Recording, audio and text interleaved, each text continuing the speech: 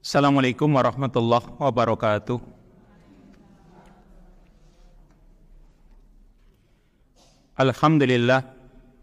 Alhamdulillahi ala ihsanih wa syukru lahu ala taufiqihi wa amtinanih. Asyhadu an la ilaha illallah wahdahu la syarikalah ta'ziman li sya'nih. Wa asyhadu anna Muhammadan abduhu wa rasuluhu ad-da'i ila ridwani.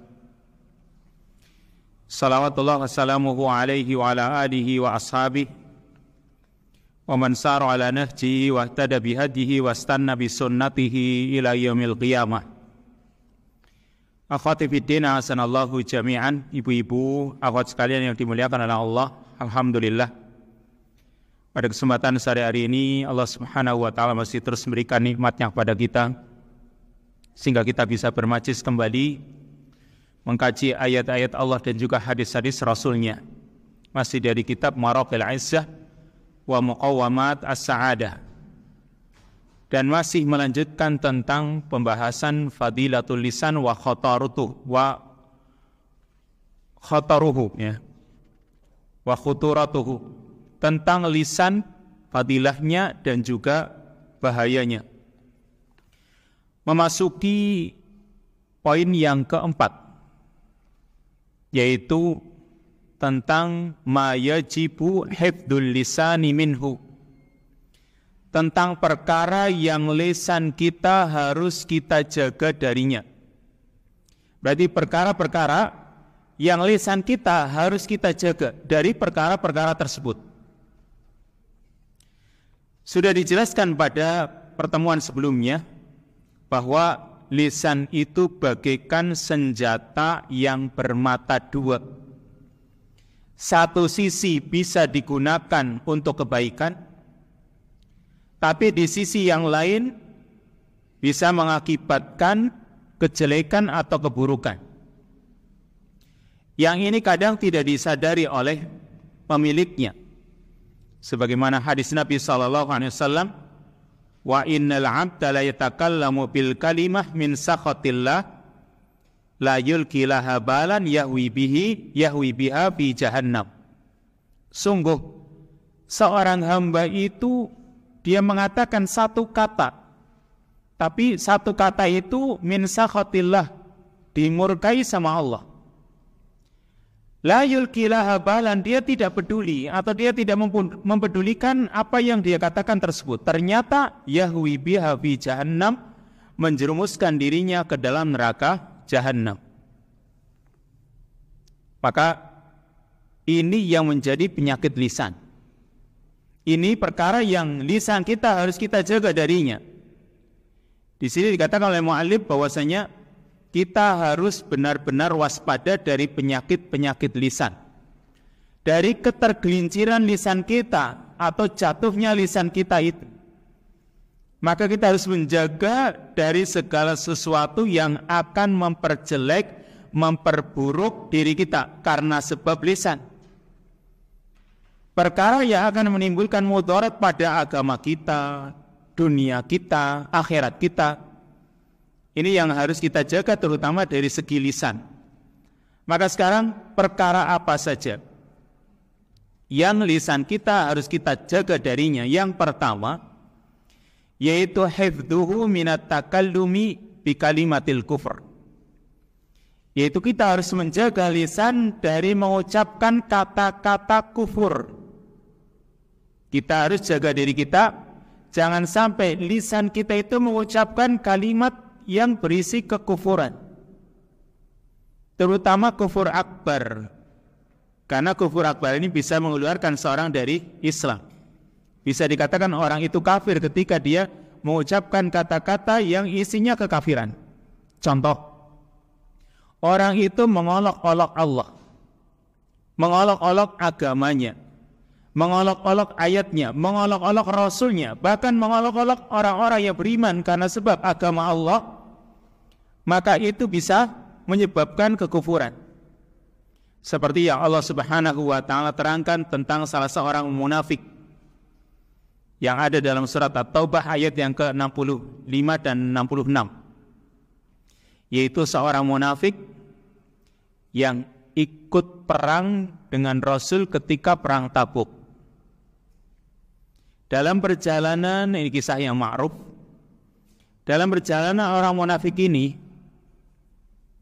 ikut bersama Rasulnya, tapi dalam perjalanan itu ketika ingin mempercepat jalan biar cepat sampai, ngobrol, bercanda, tapi bercandanya itu kelewat batas.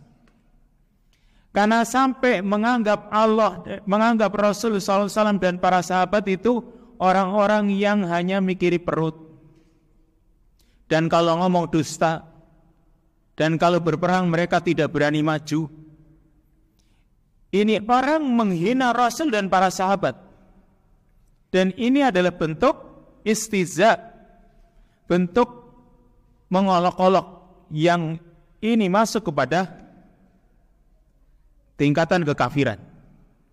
Allah mengatakan, "Qul abillahi wa ayatihi wa rasulihi kuntum tastahzi'un la ta'tadiru qad kafartum ba'da imanikum." Katakan, apakah kepada Allah, ayat-ayatnya dan Rasulnya kalian itu mengolok-olok?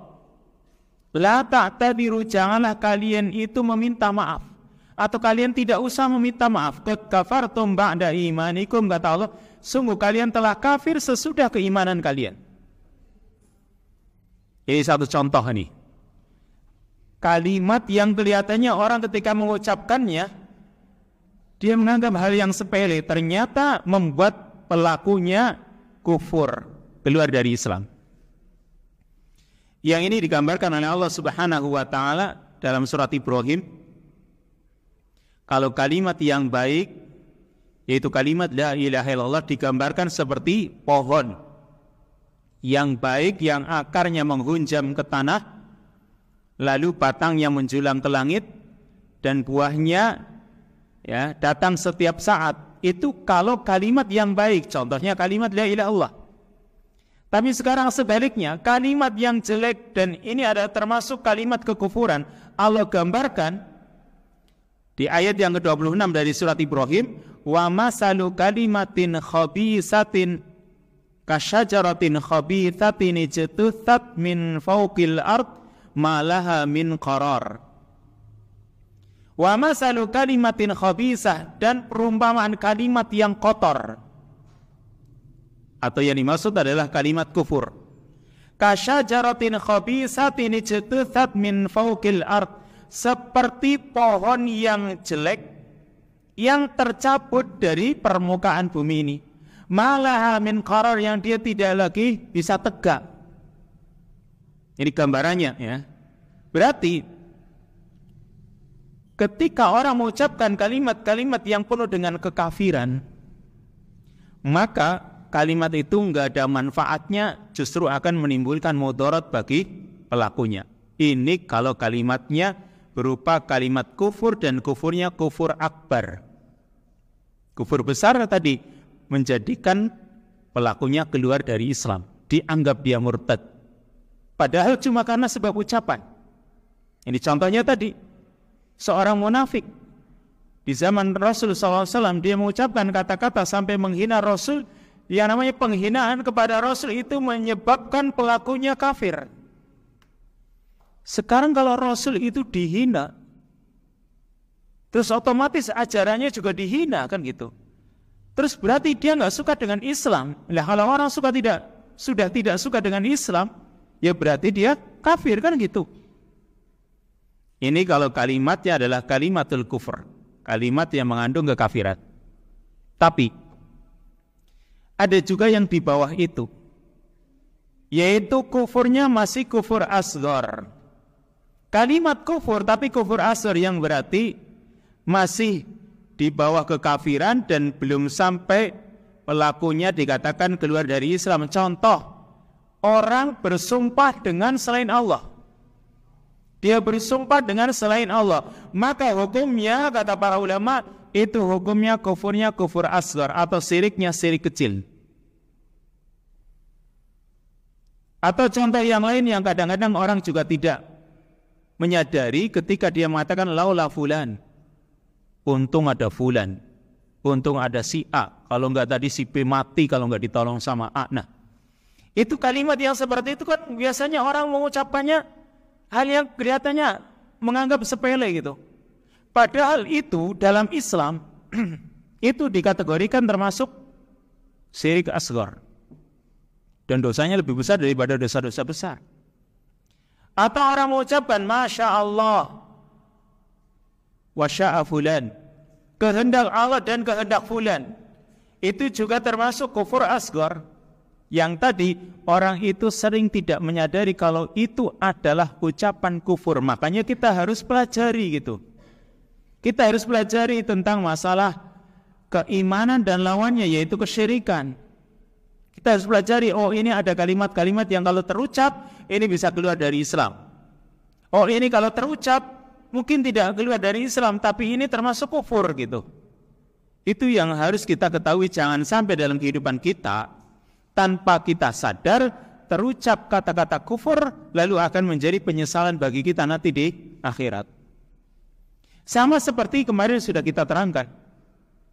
Ketika seorang suami atau barangkali mungkin seorang istri yang kadang cuma main-main dengan masalah perceraian.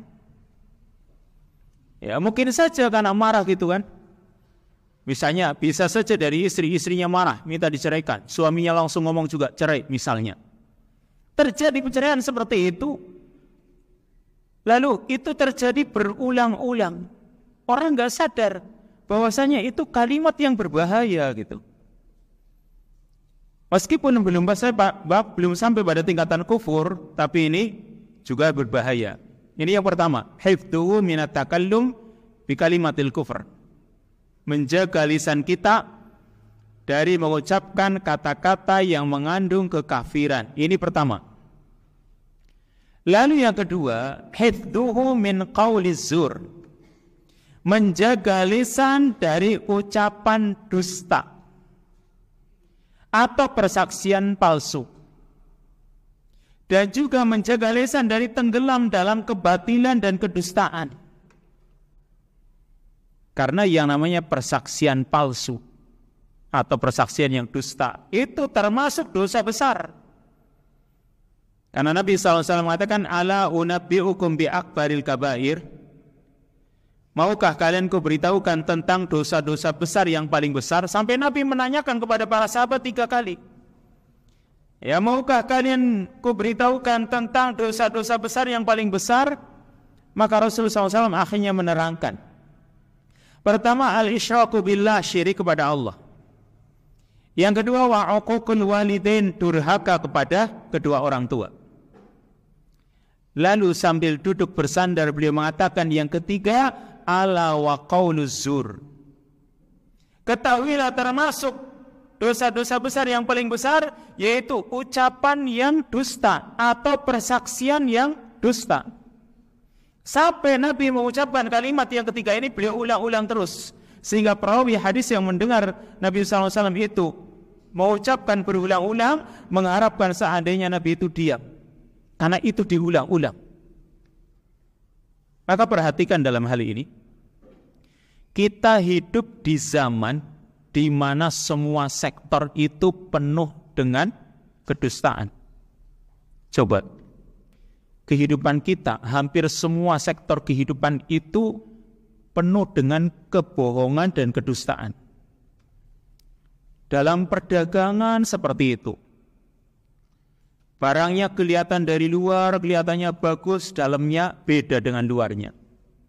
Itu kan kebohongan dan itu banyak terjadi. Dalamnya kelihatan bagus, tapi luarnya kelihatan bagus, penampilannya bagus, ternyata dalamnya ada cacatnya. Yang ini pernah dialami oleh Rasulullah SAW. Beliau sidak ke pasar, jalan-jalan ke pasar, beliau mendapati ada makanan, ternyata beliau memasukkan jarinya ke makanan tersebut, di dalam basah gitu. Dari luar kering, ternyata dalamnya basah. Maka orang itu ketika ditanya, kenapa ini wahai pemilik makanan kan gitu. Kata dia, ya itu kena air wahai Rasul atau kena hujan. Kata Rasulullah SAW, mengapa tidak engkau tempatkan di bagian luar biar nampak? Kalau memang barang ini, makanan ini ada aibnya, ada cacatnya, ya harus kamu terangkan. Biar orang tidak tertipu. Sampai Nabi mengatakan akhirnya, man ghasyana falaysa minna, kata Nabi. Orang yang menipu kita, ya, menipu kami kaum muslimin, maka dia bukan termasuk golongan kami. Ini ya. Di zaman sekarang ini keadaan luar biasa yang namanya urusan-urusan dunia.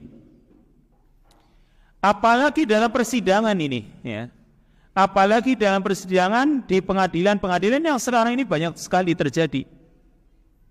Kalau sampai ada orang yang sebenarnya dia itu bersalah, dia sadar dirinya bersalah gitu, tetapi karena dia menggunakan misalnya jasa seorang pengacara yang bagus, yang top misalnya, sehingga dirinya dimenangkan, padahal dirinya mengaku dirinya itu salah kan itu.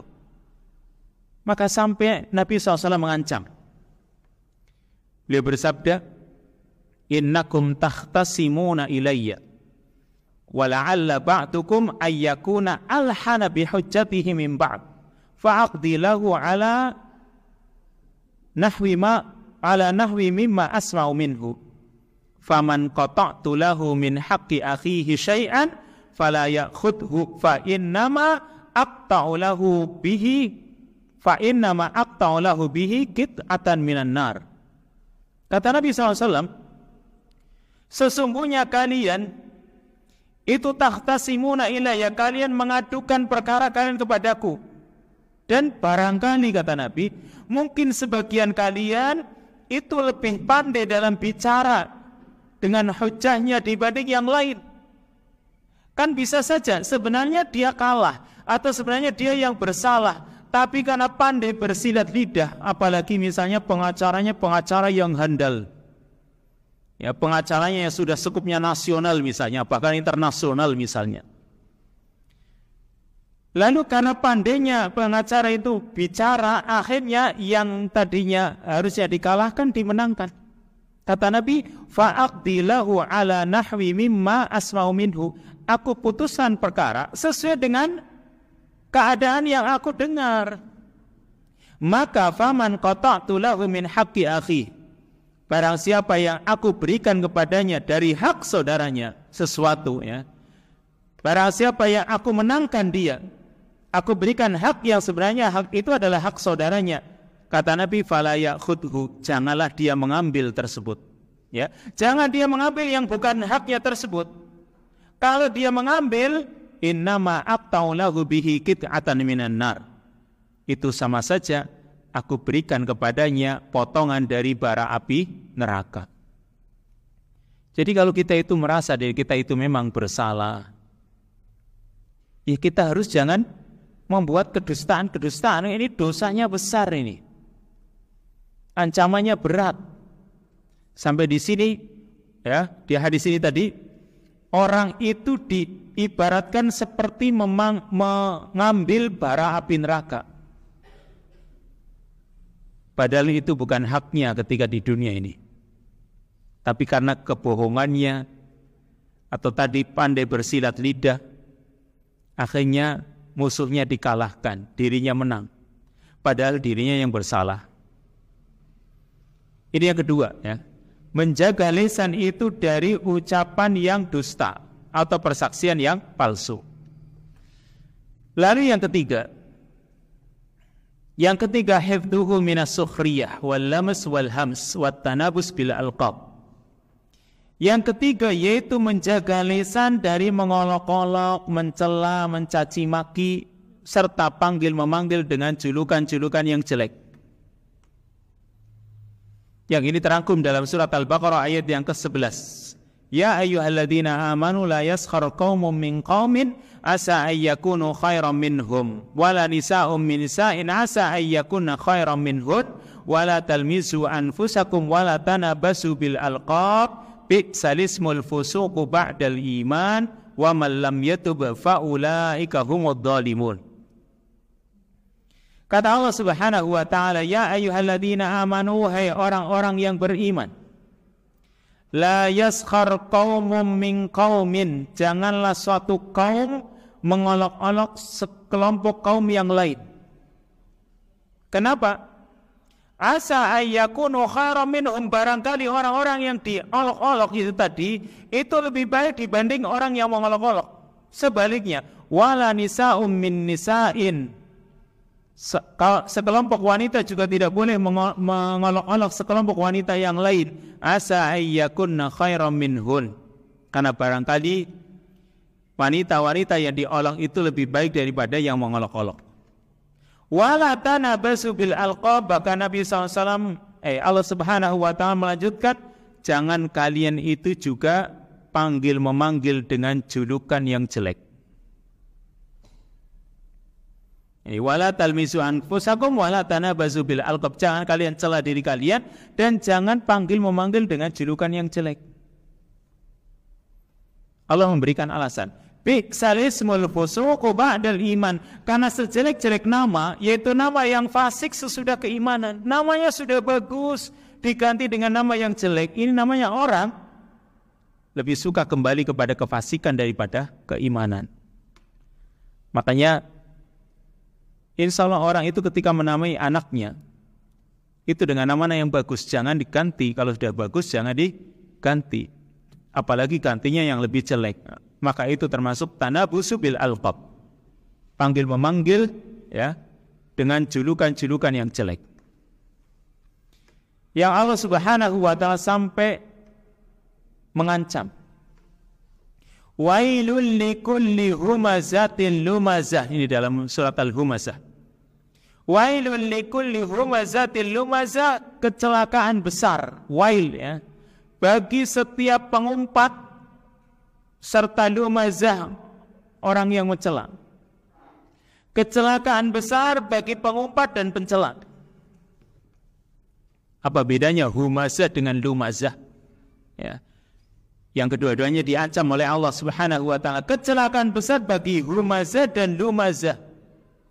Humazah itu mengumpat, mencela dengan ucapan atau dengan kata-kata. Sedangkan lumazah itu adalah mencela, mengumpat dengan isyarat-isyarat anggota badan. Mungkin dengan jari-jari tangannya, mungkin dengan mimik mukanya, atau mungkin dengan yang lain. Intinya itu termasuk lumazah. Ya, kedua-duanya baik humazah atau lumazah, ini kedua-duanya diancam oleh Allah Subhanahu wa taala. Baik mencela dengan ucapan atau mungkin mencela dengan anggota badan, dengan lirikan mata, dengan wajah lah biasanya. Maka ini termasuk ada ancamannya dari Allah Subhanahu wa taala. Atau dalam surat Al-Qalam ayat yang ke-10 dan 11 Allah taala berfirman, wala tuti' kulla hallafim mahin hammazim masya'im binamim. Dan janganlah kamu taati setiap halafim mahin, setiap orang yang banyak bersumpah lagi hina. Hammazim masya'im binamim, ya, yang banyak mencela serta berjalan dengan melakukan adu domba. Ini kata Allah Subhanahu wa taala, jangan kalian taati ini. Jangan kalian ikuti cara-cara mereka. Berarti ini semua tadi ya yang disebutkan di poin yang ketiga tadi, yaitu mengolok-olok, mencela, mencaci maki, memanggil dengan julukan yang jelek. Ini semua penyakit-penyakit yang harus disingkirkan. Jika penyakit-penyakit tersebut dibiarkan ada dalam diri kita, maka akhirnya menjadi kebiasaan. Dan kalau menjadi kebiasaan, biasanya susah untuk meninggalkannya. Yang diawali biasanya kata-kata yang jelek, misalnya tadi mengumpat, mencela, itu biasanya anak-anak mendapatkan di mana? Anak-anak mendapatkan di teman sekolahnya, tempat bermainnya. Tapi kadang bisa saja ada orang, ada seorang anak yang ternyata dia mendapati kata-kata itu dari orang tuanya. Mungkin saja kan gitu. Atau mungkin dari tempat bermainnya, atau mungkin kalau orang dewasa dari tempat bekerjanya. Seperti misalnya orang biasa pasar dan mendengar kata-kata jelek ya di pasar, itu biasanya terbawa sampai ke rumah. Padahal ya, dia awalnya cuma mendengar di pasar kata-kata yang kasar seperti itu. Ternyata karena sudah terbiasa, terus sampai dibawa ke rumah. Atau mungkin orang yang biasa mendapati kata-kata yang kasar itu ketika di terminal misalnya, ternyata dibawa ke rumah, waliyadzubillah. Maka yang seperti ini jangan kita ikuti. Ini yang ketiga. Lanjut yang keempat, hifdzuhu minal ghibati wan namimah. Yang keempat, menjaga lisan dari melakukan ghibah, menggunjing orang, wan namimah, mengadu domba, wa ta'ni wal la'an, mencela dan melaknat, serta wal fuhsh wal bada'ah, yaitu ucapan-ucapan yang keji serta ucapan-ucapan yang jorok. Wasab wat satam, ya, juga mencaci maki dan juga mengolok-olok serta yang lainnya. Yang Allah Subhanahu wa ta'ala gambarkan satu contoh saja tadi tentang masalah menghibah kan. Ini sudah berulang-ulang kita pelajari yang namanya ghibah ini, karena memang perkara yang kadang orang ketika melakukannya dia gak kerasa. Karena begitu asik dia ngobrolnya si A, si B, si C dan sebagainya. Suatu hari Nabi SAW bertanya kepada para sahabat, atadruna mal ghibah? Ya, pertanyaan Nabi kepada para sahabat, atadruna mal ghibah? Tahukah kalian apa itu ghibah? Qalu Allah Ta'ala, mereka menjawab, Allah wa rasuluhu a'lam. Allah dan Rasulnya yang lebih tahu apa itu ghibah. Maka Nabi SAW menerangkan, yang namanya ghibah itu dzikruka akhaka bima yakrahu, yaitu kamu menyebut tentang saudara-saudaramu perkara yang tidak dia sukai. Jadi ketika orang itu misalnya tidak ada di hadapan orang, misalnya A, B, C, A dan B biasa ngomong isi C, maka ketika yang diomongi dari si C ini sesuatu yang memang kalau si C mendengar itu dia nggak suka, itu namanya ghibah ini. Sekalipun yang dia katakan dalam ghibahnya itu ada pada orang tersebut. Maka Nabi mengatakan, in kana fihi ma taqul faqad ightabtahu wa illam yakun fihi faqad bahattahu. Jika yang ada pada orang tersebut yang kamu bicarakan tadi, yang kamu ghibah, apa yang kamu katakan ada padanya, itulah yang namanya menghibah. Meskipun yang kita katakan ada pada orang tersebut, itu namanya ghibah. Sedangkan kalau ternyata tidak benar, wa illam yakun fihi faqad bahattahu. Tapi jika kamu ketika mengucapkan kata-kata itu ternyata tentang orang lain itu tidak ada pada dirinya, faqad bahattahu, maka sama saja kamu telah berbohong atas nama orang tersebut. Ini ya, orang itu harus berhati-hati untuk menjaga perkara-perkara yang ini nih ya. Karena gambarannya yang digambarkan oleh Allah Subhanahu wa ta'ala itu gambarannya kotor banget. Yaitu seperti memakan daging saudaranya yang sudah mati. Jadi kalau ketika orang yang menghibah itu langsung nampak bahwa ketika dia menghibah itu sama dengan sedang memakan bangkai saudaranya yang sudah mati, ya. Begitu dia menghibah langsung nampak misalnya, maka pasti akan dia tinggalkan. Cuma memang karena tidak nampak, sehingga oleh setan pun dihias-hiasi. Ketika tidak nampak, maka oleh setan itu dihias-hiasi. namanya menghibah ini. Artinya ketika tidak ada yang dia katakan pada orang tersebut, maka oleh setan itu dia hiasi terus agar dikompori agar mau menghibah si A, si B, si C, kalau bisa semua orang. Kemudian juga tentang tadi banyak mencela, banyak melaknat. Karena mukmin itu sifatnya bukan suka mencela, bukan suka melaknat.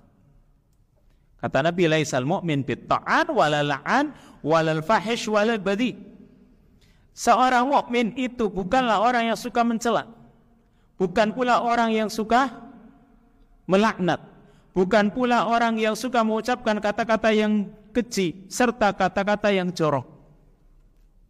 Itu mukmin ya. Dia berusaha menjaga lisannya, menjaga hatinya supaya tidak sampai terjerumus kepada kemaksiatan yang lebih besar. Ini yang keempat, hifdzuhu minal ghibah wan namimah wa nahwi dzalik. Menjaga diri kita ya dari atau menjaga lisan kita dari melakukan ghibah, namimah dan lain sebagainya. Lanjut yang kelima, yaitu hifdzuhu min syakwal hal ila ghairillahi ta'ala. Menjaga lisan dari mengadukan keadaannya kepada selain Allah. Orang itu kadang mengeluh karena mungkin banyak musibah ini dan itu kan gitu. Nah, ketika mengeluh dia akan keluar kata-kata. Kalau sampai dalam kata-katanya ya, dia menyandarkan urusannya kepada selain Allah Subhanahu wa taala, maka ini termasuk perkara yang haram hukumnya ini. Jadi pertama ya, yang namanya orang itu ketika mengadu, dia kan mengadunya kepada Allah. Tapi ketika dia mengadu kepada selain Allah, maka selain Allah itu tidak bisa memberikan solusi kan gitu. Itu pertama. Kalau orang itu ketika mengadu kok kepada selain Allah. Yang kedua, ya, seandainya orang itu mau mengambil ibrah, terutama dari maksiat-maksiatnya, maka orang itu tidak akan kembali ya, atau orang itu tidak banyak mengadu. Karena dia sadar ketika banyak ujian, maka itu akan mengurangi dosa-dosanya, menambah banyak pahala kan begitu. Makanya jangan mengadu kepada orang lain, tapi mengadulah kepada Allah Subhanahu wa taala. Ya, ini kadang orang itu suka mencela Allah Subhanahu wa taala. Biasanya kalau kondisi panas atau mungkin sebaliknya kondisi sangat dingin itu. Kadang orang itu ketika kondisi sangat panas, itu ucapannya kadang-kadang jelek. Wah, ini panas, ini nggak bisa kompromi ini misalnya kan itu ya. Ini panas banget, raumung mulai panas misalnya. Kata-kata seperti itu,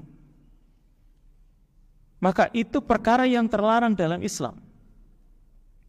Karena itu sama saja dia mengingkari nikmat Allah Subhanahu wa taala. Padahal itu kan nikmat ya, adanya panas kita itu memang butuh, mungkin sesekali kita harus merasakan panas gitu. Karena kalau sekarang dingin terus juga bahaya, orang itu butuh yang namanya penghangat, panas gitu. Maka itu nikmat dari Allah Subhanahu wa taala yang tidak bisa dihitung, tidak bisa dibilang.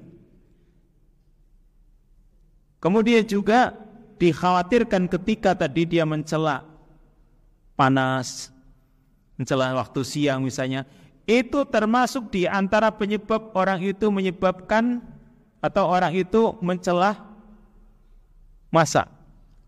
Itu termasuk bentuk mencela masa yang dalam Islam itu hukumnya kufur, meskipun kufurnya kufur asghar.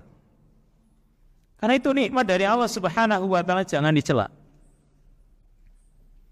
Makanya ketika Nabi SAW itu melihat sesuatu yang dia sukai, ada berita-berita yang baik yang didengar, apa ucapan Nabi? Sandarkan pujian kepada Allah. Alhamdulillahilladzi bi ni'matihi tatimmus sholihat. Kan begitu Bu ya?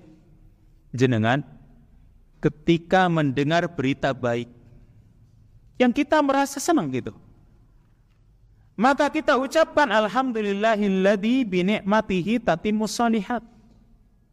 Segala puji bagi Allah yang dengan nikmatnya kebaikan-kebaikan menjadi sempurna. Tapi ketika melihat sesuatu yang tidak dia sukai, maka Nabi mengucapkan kalimat Alhamdulillahi ala kulli hal. Segala puji bagi Allah bagaimanapun keadaannya.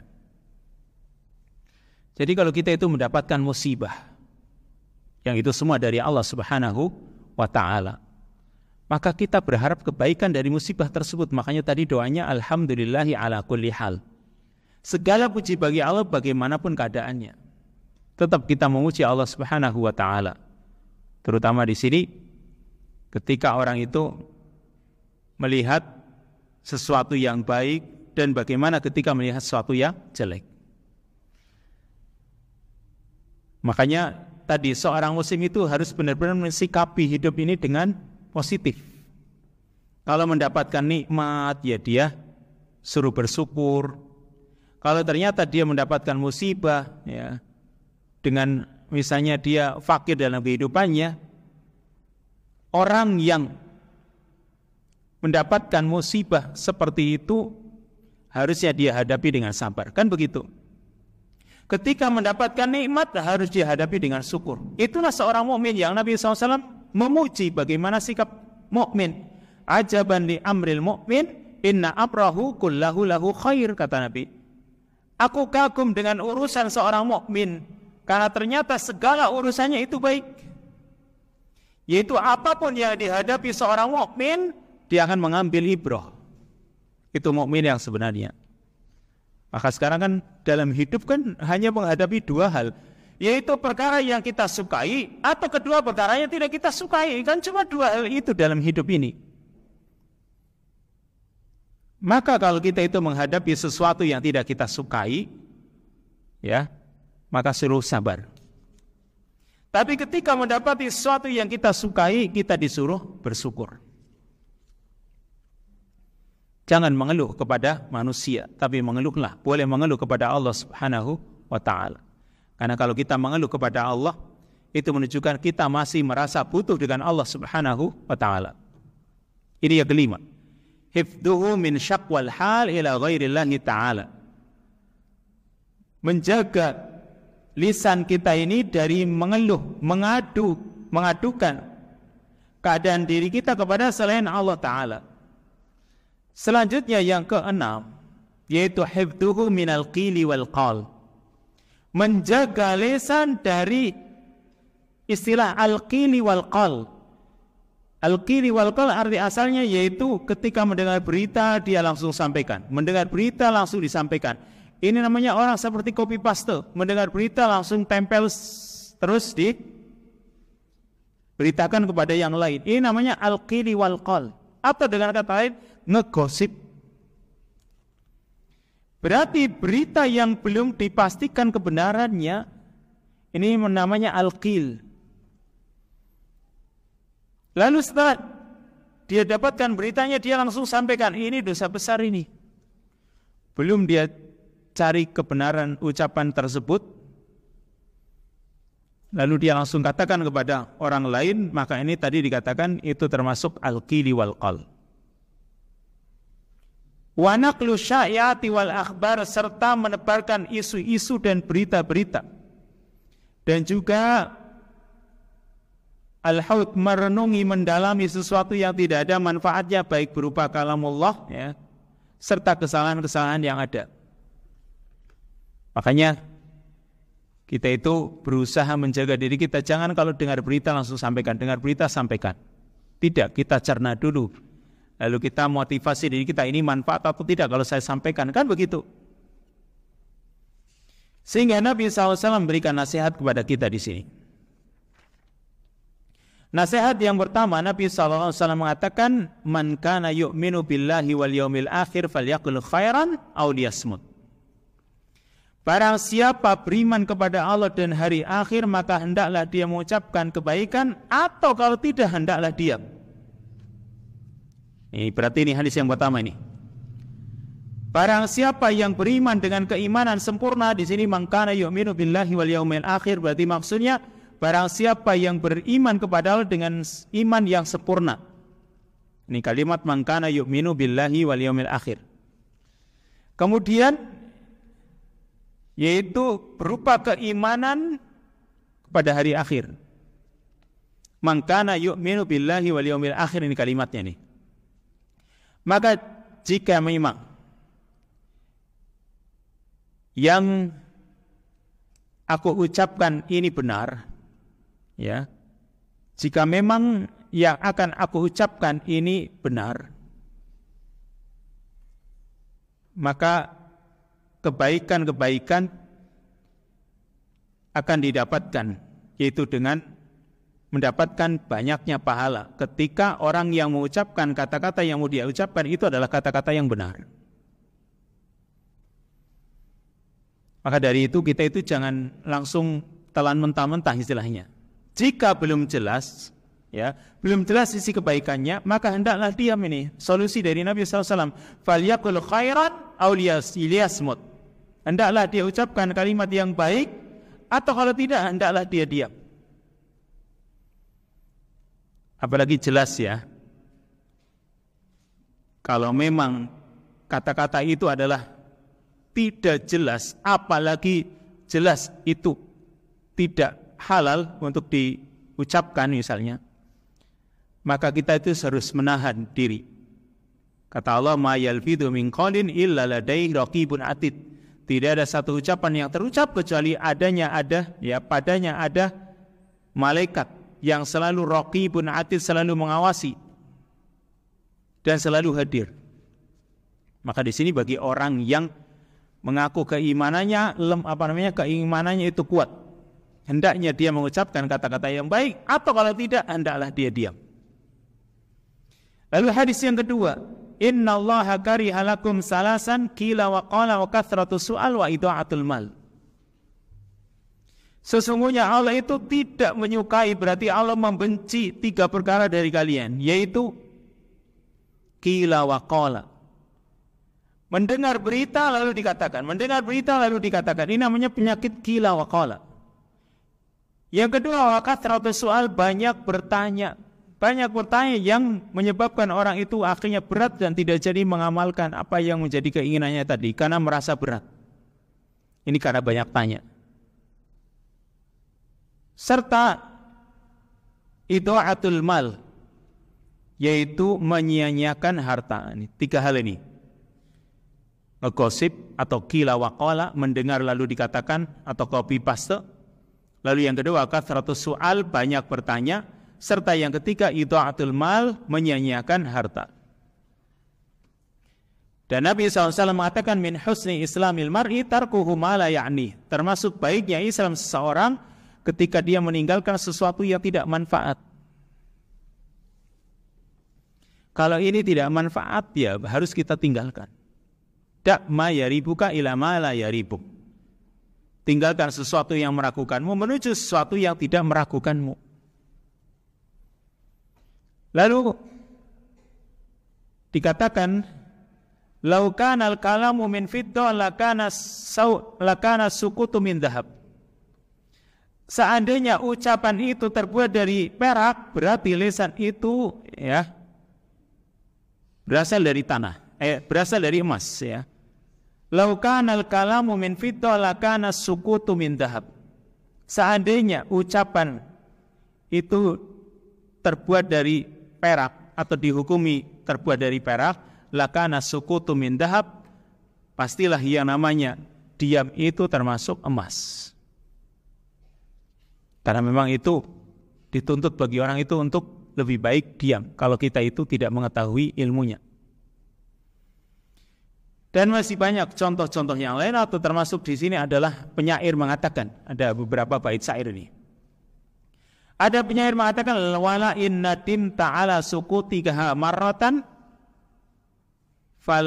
falatandamanna alal kalami miraron. Sungguh jika kamu menyesal karena sebab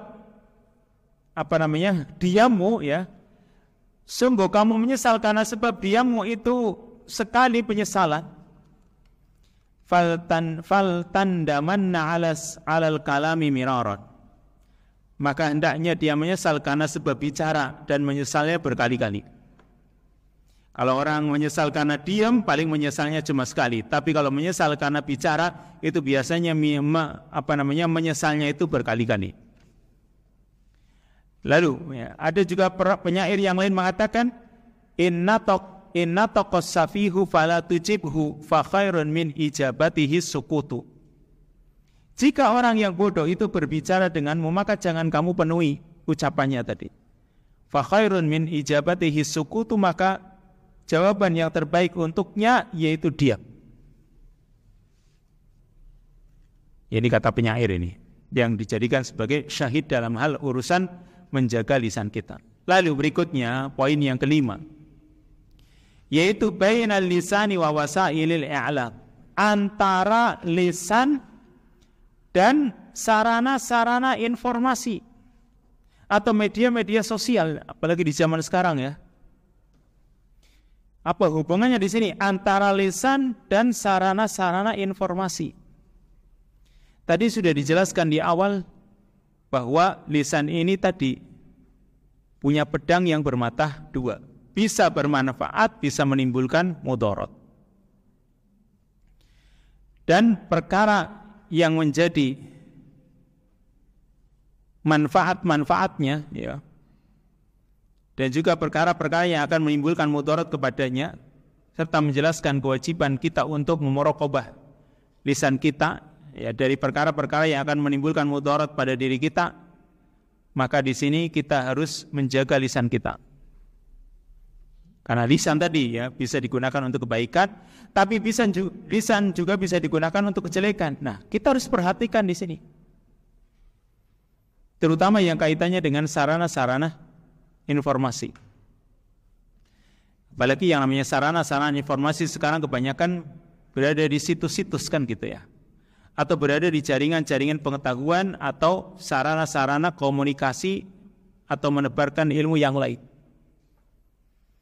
Intinya yang namanya lisan itu tadi, yaitu senjata yang punya dua mata, kanan kiri semuanya tajam, dan itulah lisan. Berarti lisan kita ada yang manfaat, ada yang mudarat. Tergantung siapa yang mau berusaha mengatur lisannya itu sendiri. Jadi dengan kata lain, sarana yang di situ ada surganya ya itu tadi media sosial atau jaringan-jaringan internet. Sarana yang di situ ada surganya tapi juga ada nerakanya.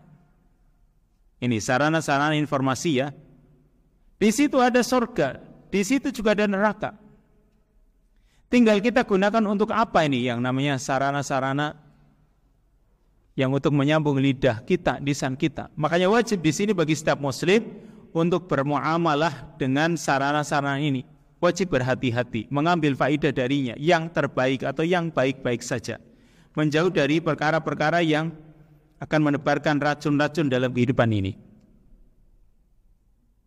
Jadi misalnya lisan itu digunakan untuk berdakwah ke jalan Allah, beramar ma'ruf nahi mungkar, yang memberikan petunjuk kepada masyarakat dan lain sebagainya, maka ini bisa memberikan manfaat dunia dan akhiratnya. Sebaliknya ya, kita itu harus waspada. Kita harus waspada dengan penuh kewaspadaan dari kicauan-kicauan, notifikasi-notifikasi atau potongan-potongan video atau mungkin audio yang itu tidak ada manfaat atau tidak layak. Begini yang namanya wasailul i'lam ya, sarana informasi atau mungkin sarana media sosial dan lain sebagainya. Sebenarnya kan itu sarana ya. Yang namanya sarana itu bisa digunakan untuk kebaikan, bisa digunakan untuk kejelekan. Meskipun ada juga ya sarana-sarana atau wasilah-wasilah yang umumnya itu digunakan untuk kejelekan. Misal yang namanya racun, ini misal ya. Racun itu kan sebagai sarana saja. Tapi racun untuk apa nih? Kalau misalnya racun itu digunakan untuk menjaga tanaman kita, maka boleh kan itu. Tapi kalau racun itu digunakan untuk membunuh orang, jelas ini nggak boleh. Dan kebanyakan itu manfaatnya dari sisi mudaratnya lebih banyak mudaratnya. Nah sekarang yang namanya sarana komunikasi atau sarana informasi, ya, ada yang bisa kita manfaatkan sisi kebaikannya. Apa manfaatnya sisi kebaikan dengan sarana-sarana yang ada? Ya, bisa saja sarana-sarana seperti tadi, ya, sarana-sarana informasi itu kita gunakan untuk kita berkomunikasi dengan orang lain. Apalagi misalnya untuk menjalin tali silaturahim. Yang biasanya, misalnya kalau di kehidupan nyata itu orang sulit bertemu.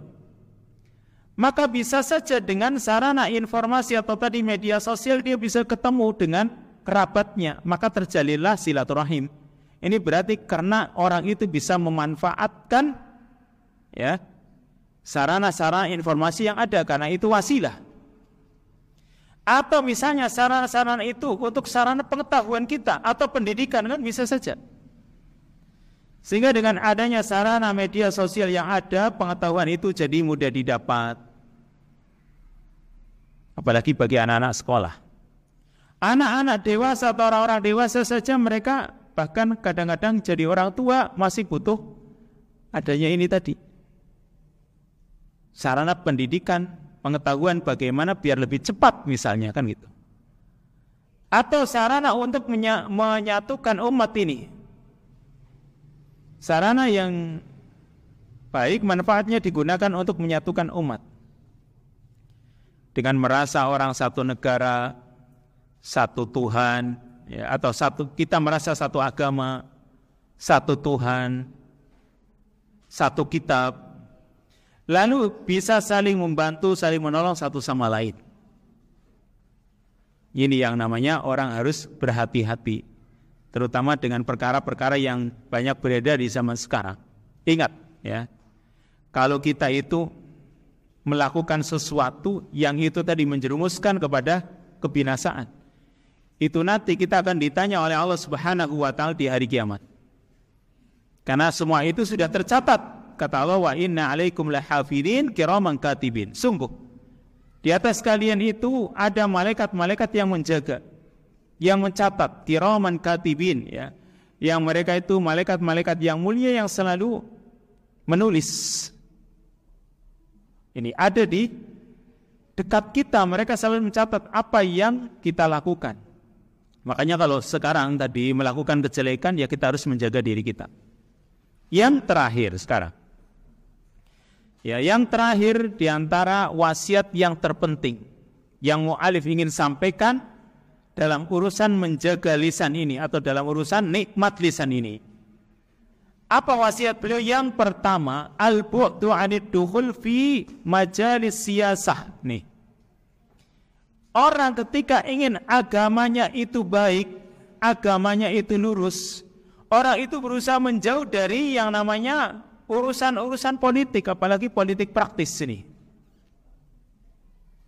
Karena yang namanya setan itu selalu membujuk ini. Misalnya begini, ya, orang ketika kalau sudah urusannya partai politik, ya, atau politik praktis tadi, dibujuk, dirayu, kamu masuk, kemudian nanti kamu punya niat untuk berjihad dan lain sebagainya.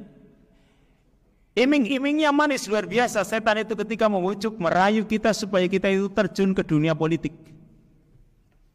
Awalnya niatnya untuk ibadah, ujung-ujungnya apa? Ketika orang sudah mendapatkan kekuasaan, ujung-ujungnya orang itu ingin mendapatkan harta dan terus bisa memegang kekuasaannya. Kan seperti itu rata-rata orang kalau sudah berpolitik praktis. Makanya orang itu berusaha menjauh, ya, dalam urusan-urusan yang berkaitan dengan masalah politik ini. Yang kadang, ya, memasuki berita-berita yang tidak ada kebenarannya atau tidak ada buktinya, maka kita itu harus berusaha menjauh. Karena ini enggak manfaat. Nabi mengatakan min husni islamil mar'i tarkuhu ma la ya'ni, termasuk baiknya Islam seseorang yaitu meninggalkan sesuatu yang tidak manfaat. Ini pertama. Yang kedua, al-bu'du kullal bu'di an talaqis syai'at mutlaqan, yaitu menjauh dengan sejauh-jauhnya dari menerima isu-isu secara umum. Artinya orang itu jangan suka dengan isu gitu. Kalau isu dia ikuti terus, maka akhirnya dia akan menyukai yang namanya isu, dan ini bahaya. Misal ya, orang itu ketika menerima isu, ya, dia kadang-kadang kehidupannya aneh. Contoh begini Bu ya. Orang itu ketika menerima isu bahwa akan ada kenaikan sembako atau mungkin BBM misalnya ya. Isu itu baru isu. Ya. Karena dia mengikuti isu-isu tersebut, dia malah jadi panik. Bahkan mungkin depresi. Apalagi ketika pendapatannya ternyata tidak naik, padahal ini sembako mau naik, kemudian BBM naik dan lain sebagainya. Akhirnya dia malah jadi tertekan. Beda dengan orang yang tidak peduli, ya, mau naik mau tidak, enggak saya pedulikan. Yang penting insya Allah cukup bagi kita. Nah itu seorang muslim. Insya Allah akan berikan kecukupan bagi kita. Daripada mengikuti tadi isu-isu yang tidak benar, yang itu kadang meragukan. Dan Nabi mengatakan, dak ma yaribuka ila ma la yaribuk. Tinggalkan sesuatu yang meragukanmu menuju sesuatu yang tidak meragukan. Kalau yang ragu-ragu, tinggalkan. Yang ketiga, nasihat dari muallif ya, adamul hirsi ala talaqil akhbar wa naqliha walau sahhat. Terlalu ambisi, tidak terlalu antusias untuk menerima berita-berita lalu menyampaikannya kepada orang lain, meskipun berita itu benar, meskipun benar ini. Di kita itu kan seringnya dapat berita langsung sampaikan, dapat berita langsung sampaikan. Jangan terlalu antusias menerima berita lalu menyampaikan berita itu, meskipun benar pada hal ini. Karena bisa saja tidak tepat ketika menyampaikannya. Meskipun beritanya benar, tapi itu dibutuhkan adanya sisi hikmah ya, kepada siapa kita menyampaikan. Apa pantas enggak perkara ini kita sampaikan, dan seterusnya. Yang keempat, tajannub naqlir rasail wal maqati' allati tu'dhi masya'iril muslimin. Jauhi mengirim pesan, atau mungkin zaman dahulu ada SMS, atau sekarang ada chat misalnya ya. Jauhi mengirim chat, mengirim pesan atau yang lain, atau mungkin potongan-potongan video atau audio yang itu menyakiti perasaan kaum muslimin. Kalau itu menyakiti perasaan kaum muslimin, maka jangan, itu tinggalkan. Yang kelima, ihdar min naqlil videohat waswar wal maqati allati tata'allaqu bi khususiyatil akharin ahya'an wa amwatan. Juga waspada menyampaikan, menukil video-video, gambar-gambar atau tadi potongan-potongan yang berkaitan dengan kekhususan orang lain. Kalau itu adalah khusus punya dia, atau itu khusus yang berkaitan dengan orang itu, maka jangan kita sebarkan. Dan yang terakhir, wala taktub wala tankul wa tursil minnal kalam illa ma kana mufidan sahihan. Jangan kamu tulis, jangan kamu sampaikan, atau jangan kamu kirim ucapan-ucapan kecuali kalau itu benar-benar manfaat. Itu penting nih. Jadi ketika misalnya Bu ya, kita sedang dapat chat dari orang, atau mungkin di grup dapat ada postingan, itu dipikir dulu, ini manfaat enggak kalau aku sampaikan ke yang lain. Kalau sekedar menyampaikan juga harus dipikir-pikir, ini kira-kira menyinggung orang lain enggak? Apa maslahatnya, apa madaratnya, apa asarnya, apa pengaruhnya, dan lain sebagainya. Itu dipertimbangkan terlebih dahulu. Jangan langsung ya asal ngechat sana sini, asal jangan langsung mengirim SMS sana sini, tapi harus dipertimbangkan, masak-masak terlebih dahulu. Wallahu ta'ala a'lam bis-shawab. Berikutnya insyaallah tentang masalah al-karam, yaitu kedermawanan ya, atau orang-orang yang dermawan. Wallahu ta'ala a'lam bis-shawab. Subhanakallahumma wa bihamdika asyhadu an la ilaha illa anta astaghfiruka wa atubu ilaik. Wassalamualaikum warahmatullahi wabarakatuh.